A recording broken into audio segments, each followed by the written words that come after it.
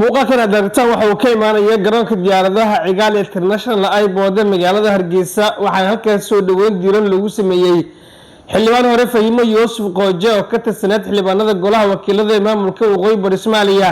ka gadaal markii maalmo ka hor ay shaacisay in ay isaga baxday xubinnimadii golaha wakiilada maamulka Waqooyi Bari sidoo kale tan ay gabi ahaanba ka tanaasushay aragtideedii sidoo kale midii ay qabtay ay ahayd mideynta Soomaaliyeed oo ay kala horeeyay si gaar ah aaminsaneed Fahimo Yuusuf Qooje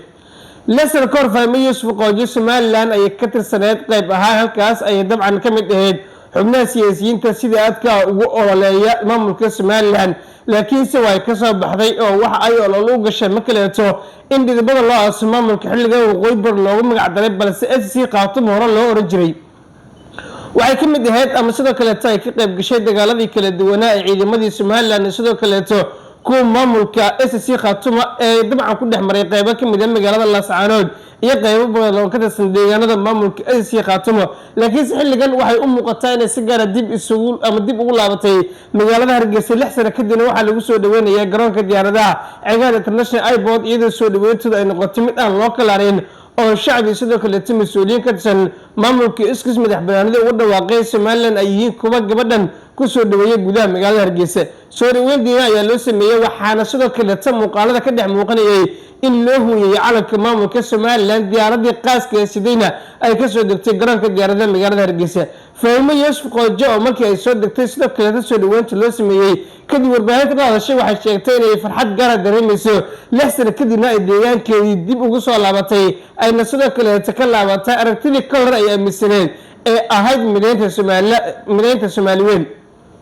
xubno kala duwan oo deegaanada Somaliland ka soo jeeda qaybtadna aaminsan aragtida maamulka Somaliland korna ka tirsanaa dowladda dhexe Soomaaliya ama sidoo kale maamulka Waqooyi Bari ayaa qaybtad kala u baxay si dabcan Fahimo Yuusuf Qoojena noqon meeday siyaasigii ugu horeeyay ee deegaanada Waqooyi Bari Soomaaliya ka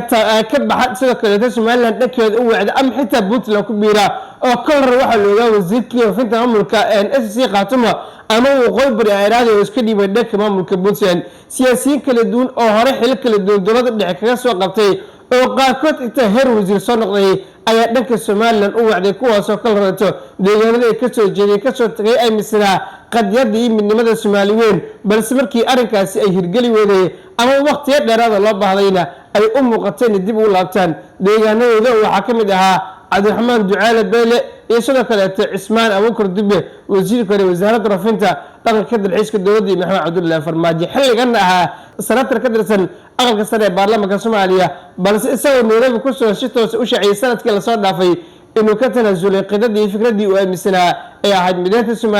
Somaliland dib isaga dhiibay